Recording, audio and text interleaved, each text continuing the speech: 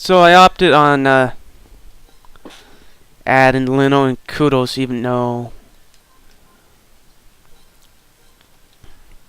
he's only got a level 5 weapon. He has no runes, but the attack stat severely helps things. That helps things a lot. Like, seriously. If we can,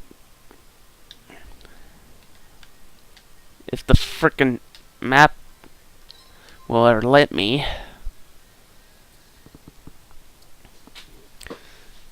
And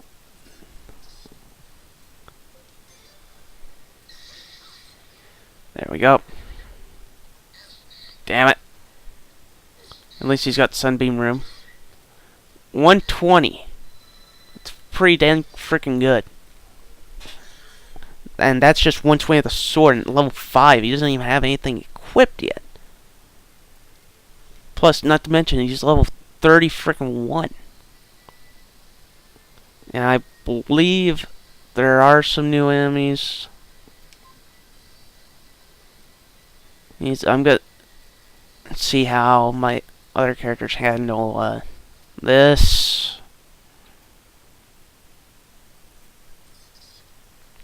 Okay. Channeling Ship Party 1. I don't know why it takes so long. I'm gonna take out that giant bat first.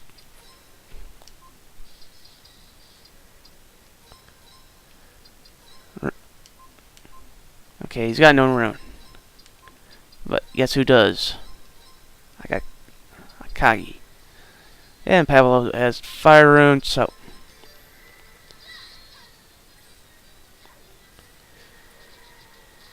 yeah, if you've ever played the first Suikoden game, you probably recognize that as trying to think of Kasumi's rune. Kasumi had the same rune.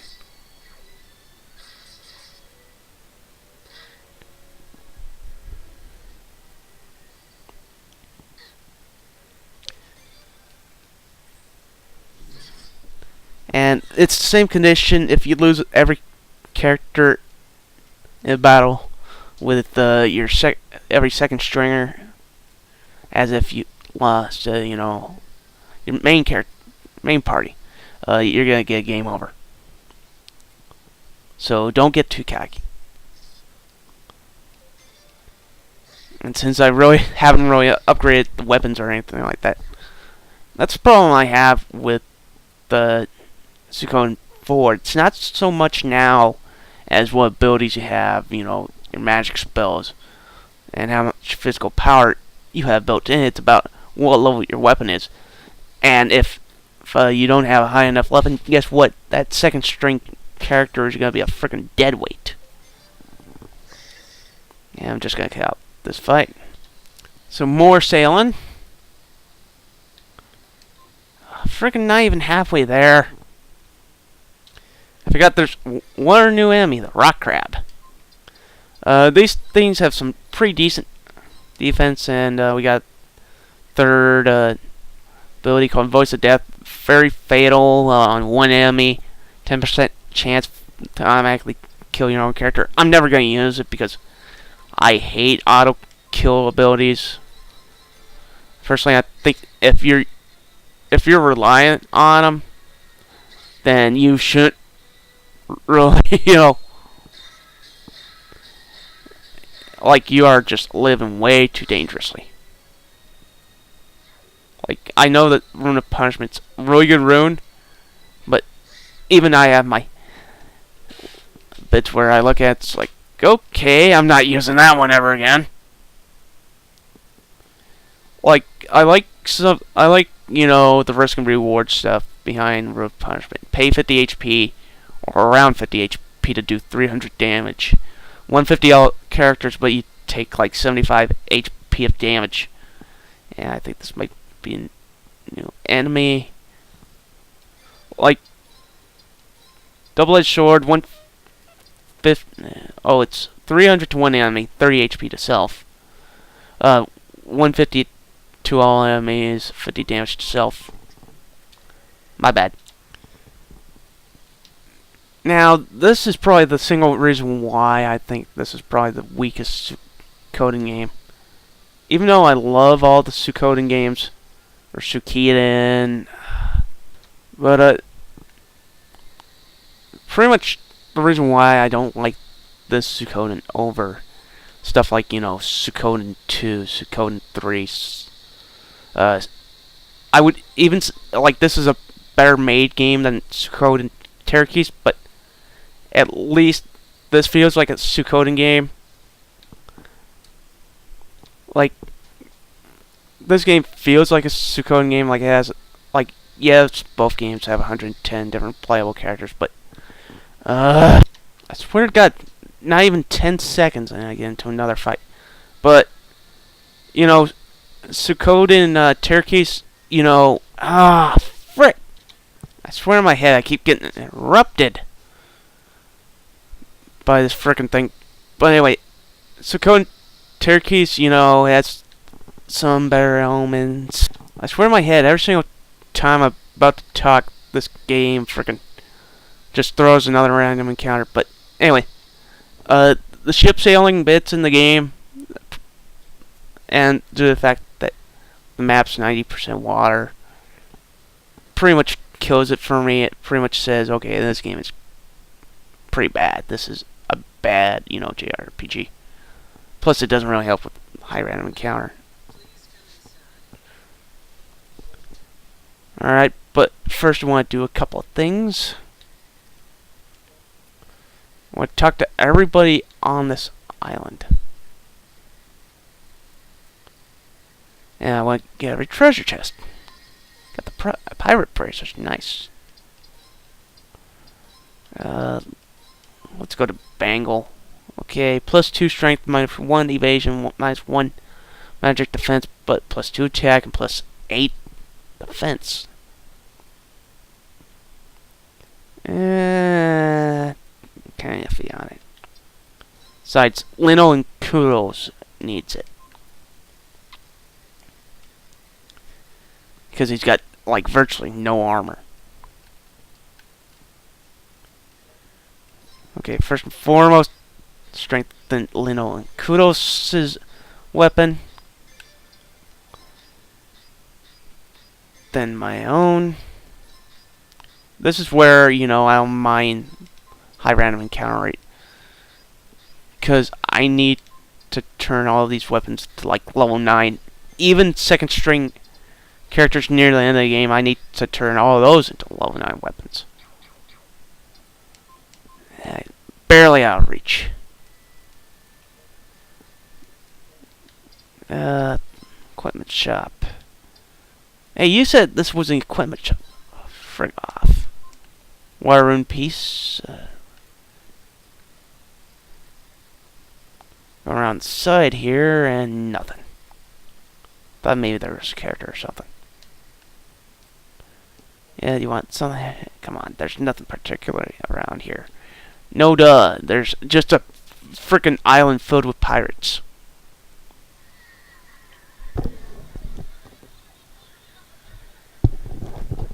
Well, they're a fun-loving bunch.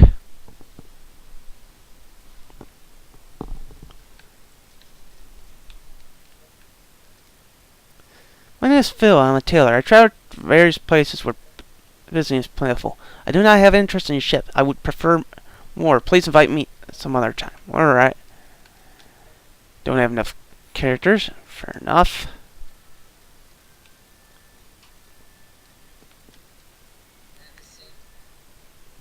Yeah, why not?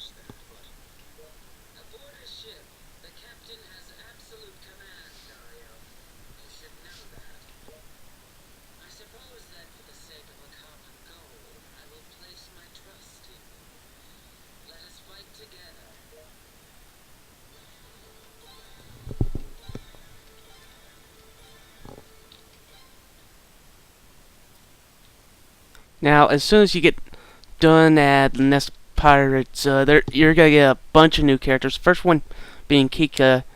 Kika is a pretty dang good character. She has pretty good evasion, alright physical and magical defense, but her magic pool is garbage. She's got decent strength and a united ability with the main character and her own exclusive rune. I would definitely recommend using her if you want to, but she's very much on the side.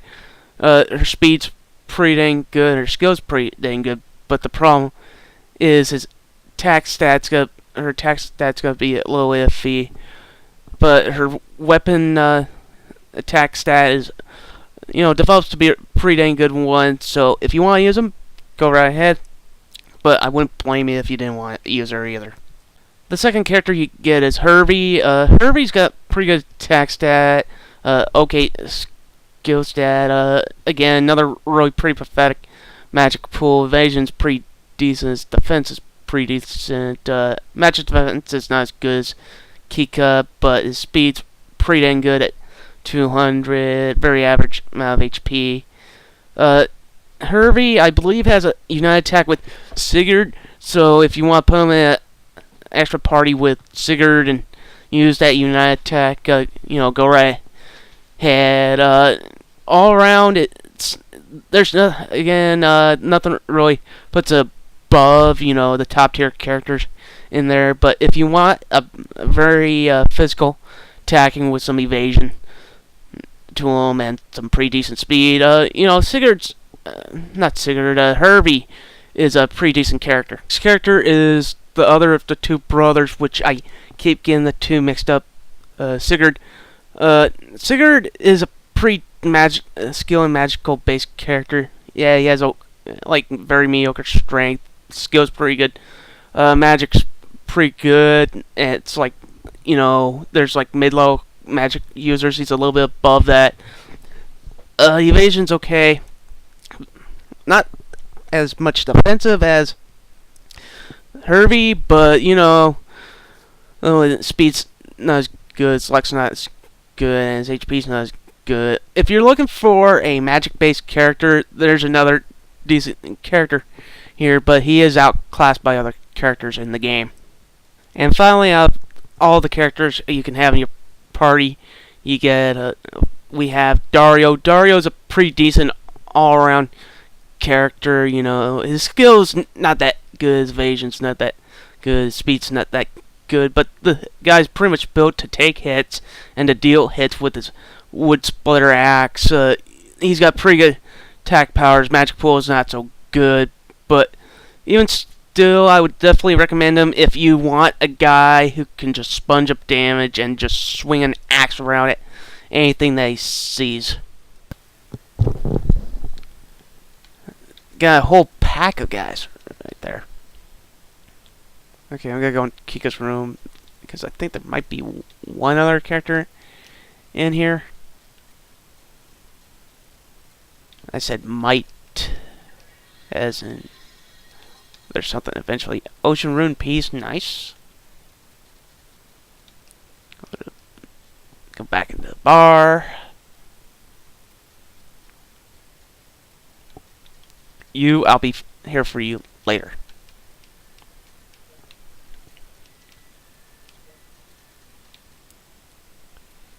So,